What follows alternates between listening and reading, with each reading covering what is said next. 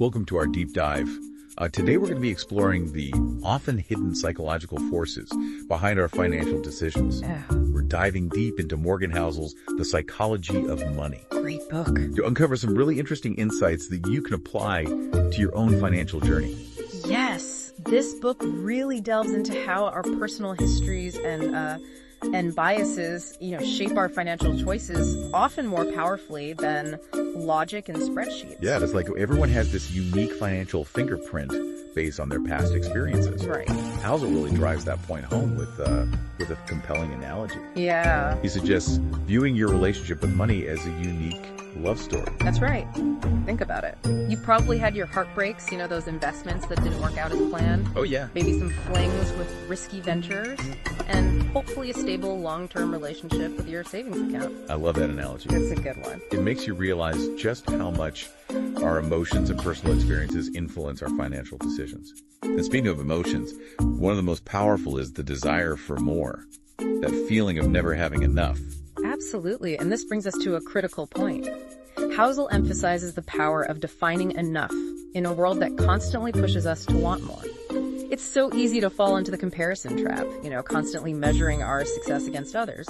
You're right, it's almost like comparing apples and oranges. Yeah. We're all running our own financial races, yet we get caught up in comparing our lifetimes to everyone else. Exactly, and that's where things get tricky. How can we stay focused on our own track when we're bombarded with images of wealth and success? That's why defining your own version of enough is so crucial. It's about finding contentment and avoiding that trap of chasing ever-increasing wealth just for validation or status. Right? And, Housel uses a really powerful example to illustrate this point, the story of Rajat Gupta. Oh, yeah. Here's a wildly successful business leader who risked everything, his reputation, his freedom for financial gains. It makes you wonder what drove him to make such a risky move when he seemingly already had enough. It's a classic example of how the comparison trap can lead to really detrimental choices. Yeah. Gupta, despite his incredible achievements, still got caught in this cycle of wanting more. It really highlights how easy it is to lose sight of what truly matters when we're constantly focused on what we lack. That's a sobering thought. It is. It reminds us that true wealth isn't just about accumulating more and more money. Right. It's about finding contentment and aligning our financial decisions with what truly matters to us. Absolutely. Now, shifting gears a bit, let's talk about another key element in building wealth. Time Housel calls it the unsung hero. And he emphasizes the power of compounding, that snowball effect of consistent growth over time. Compounding is indeed a powerful force, but as humans, we tend to be wired for instant gratification. That's why we often underestimate the magic of compounding. It takes time, patience, and consistency. It's like planting a tiny seed that grows into a mighty oak tree. But you need to give it time and nurture it along the way. That's a great analogy. And, for a real-world example of compounding's power, just look at Warren Buffett. His immense wealth is largely attributed to his long investing career over 70 years. He started as a teenager and just stayed consistent, letting compounding do its thing. It's pretty amazing to think about, right? It's not about hitting home runs with risky bets. It's about consistently staying in the game. Which actually brings us to another point that Housel emphasizes, embracing the mess. Yeah. He argues that accepting failure as a normal part of the journey in both investing and life is crucial for maintaining a healthy perspective and making rational decisions. It's so true. Our aversion to failure can lead us to make poor choices. We might become paralyzed by the fear of making a mistake or abandon a plan altogether at the first sign of trouble. That's like we forget that even the most successful people have faced setbacks and failures along the way. Absolutely. And in the book, Housel uses a great analogy to illustrate this. He compares successful investors to art dealers. Oh, that's interesting. How so? Well, art dealers acquire a diverse portfolio of artwork, knowing that most pieces won't be huge hits. But they also know that a few winners will drive the overall value of their collection.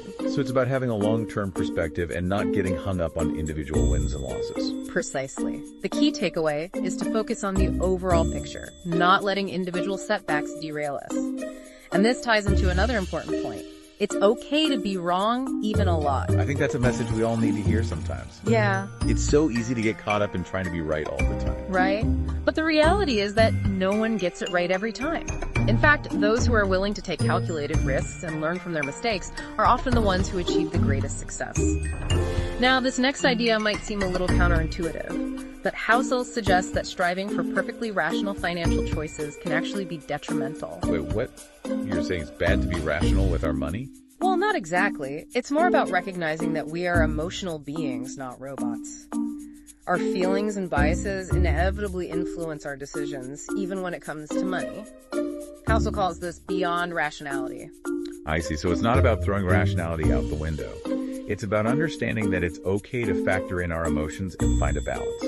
Exactly. Remember that example of fever phobia we talked about earlier? We know logically that fever can be beneficial, but we still try to suppress it because it's uncomfortable. So it's about aiming for reasonably good decisions, finding strategies we can comfortably stick with over the long term, even if they're not mathematically optimal. Right. A good enough plan that you can actually follow consistently will always beat a perfect plan that you abandon. You know, that's a really reassuring way to think about it. We don't have to be perfect financial geniuses to succeed. Not at all. It's more about being consistent and making choices that align with our individual goals and values. And this brings us to another fascinating concept from the book, The Power of Narrative. Housel argues that the stories we believe about the economy and financial markets can profoundly influence our actions even more so than the underlying fundamentals. It's interesting, isn't it? We might think you're being rational, but often our decisions are driven by the stories we tell ourselves and each other. It's like in 2008 when the narrative about housing prices and financial stability shifted. It led to a dramatic decline in wealth and economic activity despite no significant change in the underlying productive capacity. Wow, so the stories we believe can literally shape our financial reality. Exactly. Which is why it's so important to be aware of this dynamic. We need to try to separate facts from emotionally charged stories, especially during times of uncertainty. Now, on a related note, let's talk about something that often creates those emotionally charged stories. Volatility. Yes, the dreaded V word. Market ups and downs can be a real roller coaster ride for our emotions, can't they? Right. And Housel offers a really interesting way to reframe our thinking about volatility. He says it's the fee, not the fine. Okay, I like that. Tell me more. He compares it to the admission fee to a theme park. You pay the fee to enjoy the rides, knowing there will be ups and downs along the way, and sometimes it rains, right? So you're saying that trying to avoid volatility altogether is like refusing to pay the entrance fee to the theme park? Exactly. The market will inevitably experience dips and crashes, but over long periods, it has historically trended upwards. The key is to embrace volatility as an inherent part of investing, not something to be feared or avoided. Don't try to outsmart the market or time those investments perfectly. Just accept the ups and downs as the price of admission to long-term growth. Absolutely. And this leads perfectly into our final point. Finding your own path, Housel, reminds us there's no one-size-fits-all approach to financial success because different goals and different time horizons influence investment decisions and risk tolerance. Right. It's like trying to fit a square peg into a round hole. What works for one person might not work for another. A young investor with a long time horizon can afford to take on more risk than someone nearing retirement, for example. Precisely. So define your own financial game. Don't be swayed by others who are playing a different game with different rules and objectives. Focus on what works for you, what helps you sleep well at night, and what allows you to live a life you're proud of. It all comes back to understanding yourself, your goals, and your risk tolerance. This has been such an insightful deep dive into the psychology of money.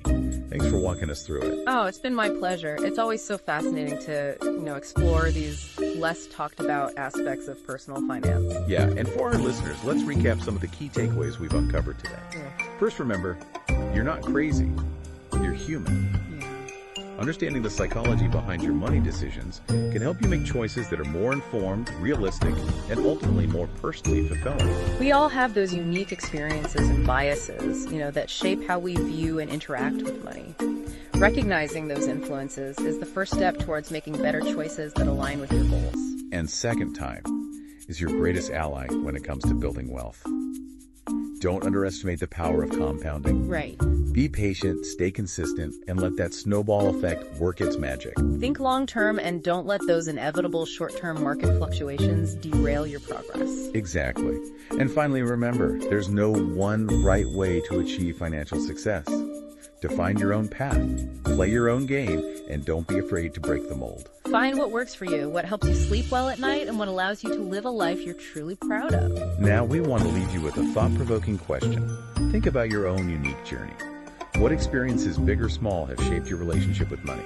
And how can understanding those experiences help you make better financial choices that align with your values and goals? Take some time to reflect on that. I think you'll uncover some surprising insights. Thanks for joining us on this deep dive. Until next time, keep exploring and keep learning.